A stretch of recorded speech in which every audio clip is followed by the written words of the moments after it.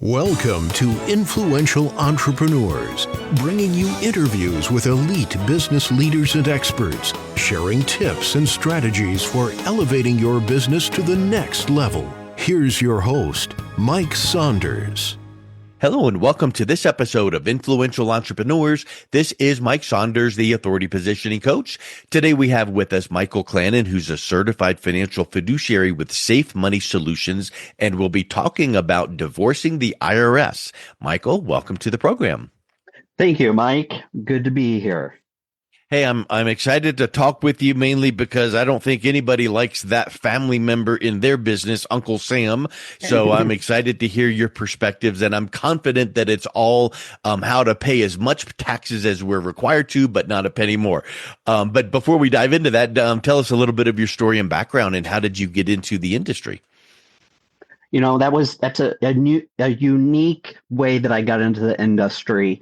I was a former educator. Taught elementary school, and then for about 6 years got my administration degree, and then I just got burnout. So I made the transition actually to work with teachers on financial planning.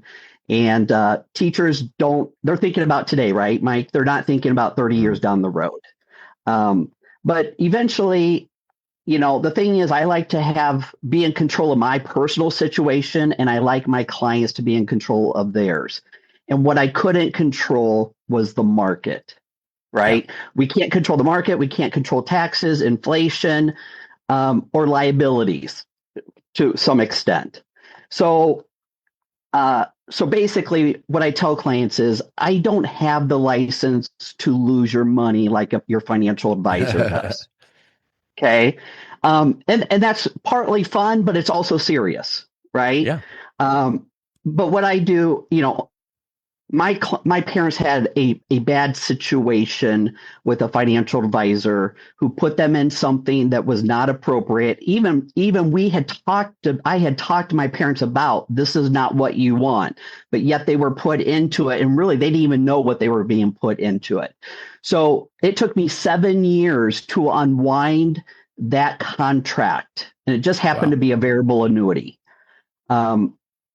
And so it costs time, it costs money, lost opportunity, and that. So, you know, I'm here as an advocate for my clients, right? When I have a client that comes in my door, my first goal is to see, can I add value to their situation and put them in a better place than how I initially met them? Yeah. And that's my mission, is to do that. You also mentioned certified financial fiduciary. Okay, so that is through the National Association of Certified Financial Fiduciaries. Now, financial advisors, just to kind of explain that, right? All fiduciaries are not the same. So a lot of financial advisors will call them a fiduciary. Now, what does that mean? They're supposed to put their clients' best interest ahead of their own, meaning their own bank account. Yeah. Okay. This word gets thrown around like crazy. So since I'm not a financial advisor, I could never really call myself a fiduciary, but I did come across this certification, which is a rigorous training, testing, background check, all of that. And so I can call myself a fiduciary, financial fiduciary, but what that means is I can't actually recommend anything that is securities related, investing in the market. Okay. But basically, I have to follow a code of conduct that's very rigid. Okay. So practicing the duty of loyalty. Okay. Always putting my client's best interest first. Practice the duty of good faith. Okay. Treat all clients, that means treat all clients fairly, okay? Practice the duty of good care. That's exercising the skill of an expert to only advise in those areas that I'm an expert in, okay? Educate. So again, I'm just a glorified educator. Yeah. Okay, working with people who actually want to be educated, right? And educating them on things that will benefit them and their pocketbook versus you and your pocketbook. And when that happens, everybody wins. Everybody, it's a win-win-win Yeah. solution. Okay. So let's talk about that IRS, divorcing the IRS. When you say Yes. someone can do that, that sounds like a bold statement and it sounds like a little bit of a red flag, like, oh, I don't want to mess with them. What does that really mean? It is a very bold statement. Okay. And because of that, people raise their hands like, ooh, I don't know about that, right? Red flags, like you said. Is this a scam? Here's the thing. There's been things in place and they're not new. They're just new to my clients because these are strategies that the ultra wealthy have done for decades and centuries. Yeah. Okay. So they've been around, but unless you're hanging out with the ultra wealthy people, you're never going to find out about this. Okay. Now, I haven't hung out with a lot of ultra wealthy people, but I've learned from those people who have those clients. Yeah. So here's the thing. You don't have to be ultra wealthy to take advantage of these types of planning. And it probably doesn't have much to do with the cliche offshore accounts, hiding money and all of that. It's just things that are buried in the tax code, which I've heard, and I've never seen this. I'd love to actually see the tax code book because I've heard rumor, you can confirm, that's about 30,000 pages long.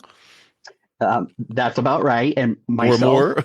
I have not read it too. I don't No, need no. to read it because I work with people. Most people have heard of CPAs, right? Mike, what's a CPA stand for? Certified public accountant.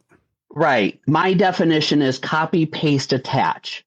They are compliant. They are in compliance. They are not tax strategists. So when they hand over the bill, your tax bill to pay the IRS, right? You just pay it. Yeah. Okay. They're not tax strategists. So my job is to keep money in my client's account by using tax code and business and estate planning structures. Nice. So that means that you have to probably restructure. So when you're working with a business to restructure their tax liability, you can get some pretty big numbers. You say even as much as 80 to 95%. What are some of those key structures or shifts that you're focusing on? Well, you've heard of the concept or the phrase own nothing, control everything. Yeah. Some people have heard that, some people haven't. That was coined by John D. Rockefeller. People know what that is, but they don't understand what it means. And what John D. Rockefeller was talking about is people think they have to own things personally in their name tied to their social security number. Okay. So there's an ego spot, or I don't know what ego, just put an ego, right? Big ego, Yeah. right? Yeah. And so people, when I bring this concept, this strategy, this solution, they have to get out of their own way. Okay. But by transitioning to these types of structures, this is what allows us to help the business owner reduce their tax exposure by 80 to 95%, while at the same time strengthening asset protection, increasing cash flow, and putting the right business and estate planning structures in place that will protect their business from outside forces like lawsuits, like divorce, and other risks outside their control. And this is also on the personal side. So what does that mean, Mike? Own nothing, control everything. I have implemented this strategy along with every other strategy that I bring to clients. I'm a consumer first. On paper, I am destitute. Technically, I would qualify for Medicaid. I'm that destitute. So if somebody would sue me, okay, or whatever, they're not going to get anything. Yeah. Because I don't own it. Plus the structure, when it's inside the structure, it can't be penetrated. To get, even if they would win that lawsuit, they're not going to get up anything because it's up to me to say, okay, I'll give you that money or not. Yeah. That's I get that overview, and that's powerful. And I think that is really something that people that are business owners leave on the table. And I think that that's something that at least someone should say, give me a snapshot. What could this look like for me? And then, when we're talking about taxes and tax reduction, that's huge, because I know for me, like debt reduction, that's important. You need to have as low a debt as possible. So you need to have as low of taxes as possible. So now shift over to tax-free wealth. A lot of people think taxes are just a cost of making money, but you teach people how to create wealth inside a tax-free system. What does that look like? Right. So let's back up a little. So most people, all they're doing is kicking the can down the road, and they're just deferring taxes. So first, where do most people put their money while they're working? In 401ks, right? In qualified accounts, right? To get a little tax break today, only for that money. Oh, and by the way, they're getting a match from the employer, which is not free money. People think that's free money. It's not. Okay. Yeah. Because guess what? You are creating a big, hairy, ugly monster 20 or 30 years down the road, and you're going to pay a godly amount on a large taxes on a godly amount. Okay. And if taxes go up, guess what? You're going to get back less. So I show people how to divorce the IRS. Okay. So we only pay taxes on the $1, not the $1 that grows to $100. Right. Mm. Yeah, I've heard it said pay tax on the seed, not the harvest. Correct. That's exactly where I was going to go. Farmers, right? They want to pay taxes on the bag of seed, not what the harvest accumulate or produces. Produces. Okay? Yeah. Now, here's the other thing: divorcing the IRS with those types of plans. So really, stop feeding those plans. Take those and redirect those into tax-free wealth strategies and solutions. Okay.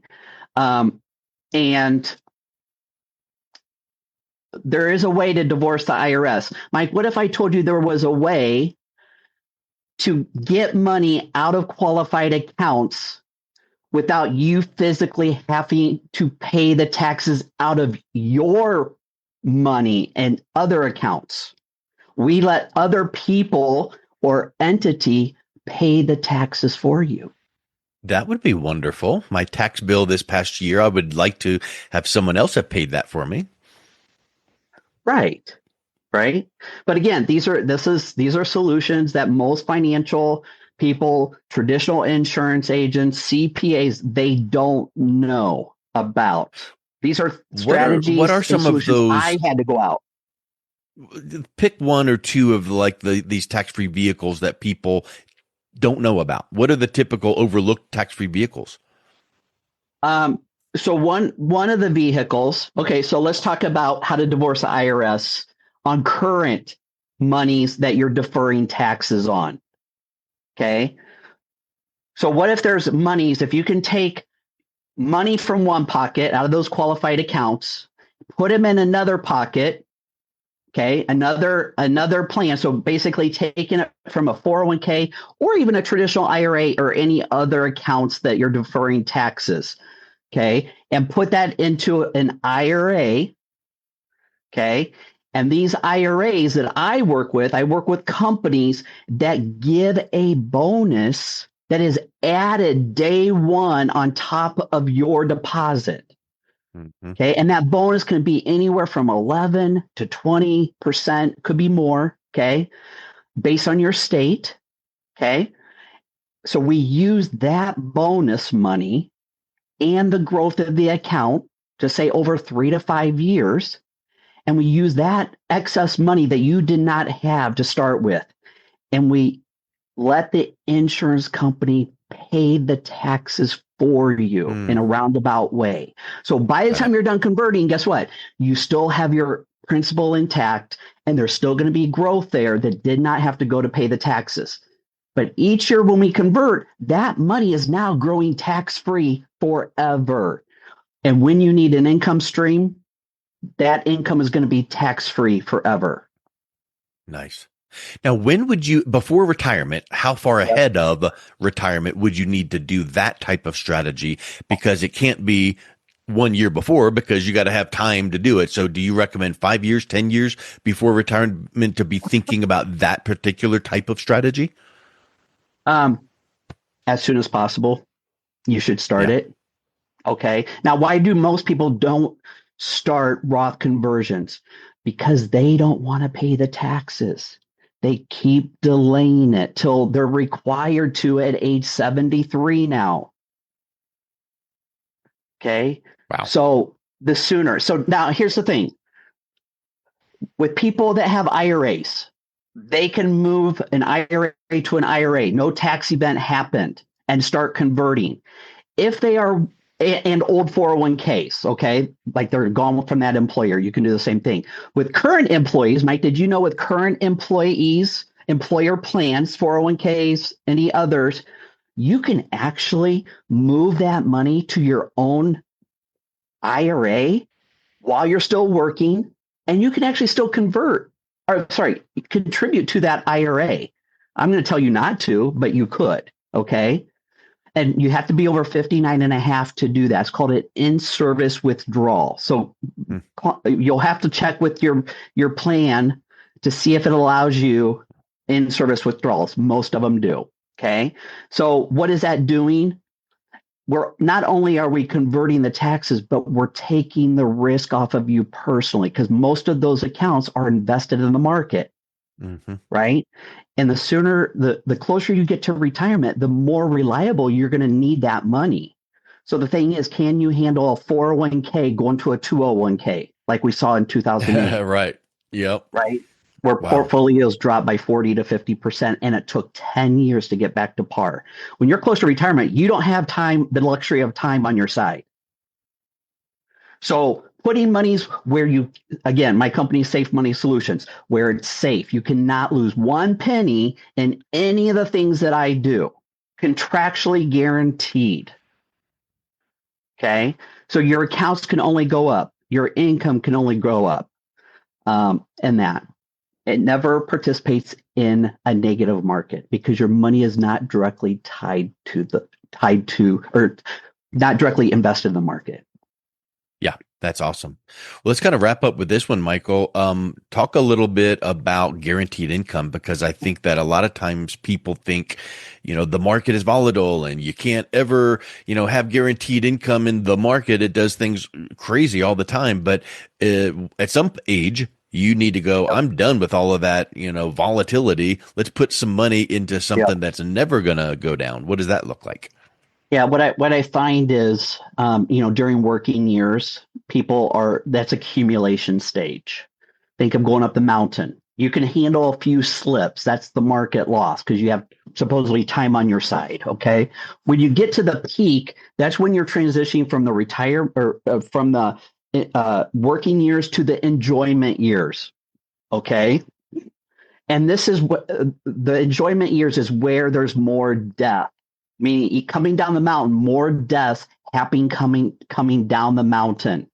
What are the deaths in the financial world? It's taxes. Number one, inflation. Number one concern for retirees. You want to guess what it is? Not having enough money to do what they need to do. Right. Running out of money is the number one risk that keep retirees up at night. Okay. Yeah. Lawsuits, going to the nursing home or needed extended health care. These are things that will deplete your assets. And my job is to make your assets or cash flow continue as long as you're alive. We don't want your money to outlive you. We want you to outlive. We do want the money to outlive you. You don't want to outlive the money. Oh, sorry, I got that backwards. Okay, yes. Yeah, you want plenty of money to do what you want when you want, no matter what age. Right. Yeah, right. yeah. Right. We want your money to outlive you. Okay. Yep. So as far as creating guaranteed income streams, so the biggest thing is the first thing is to cover your monthly needs. Okay. Yeah. Everyday expenses, right? That's the basic. And that's all that is transitioning things from, again, one pocket to another.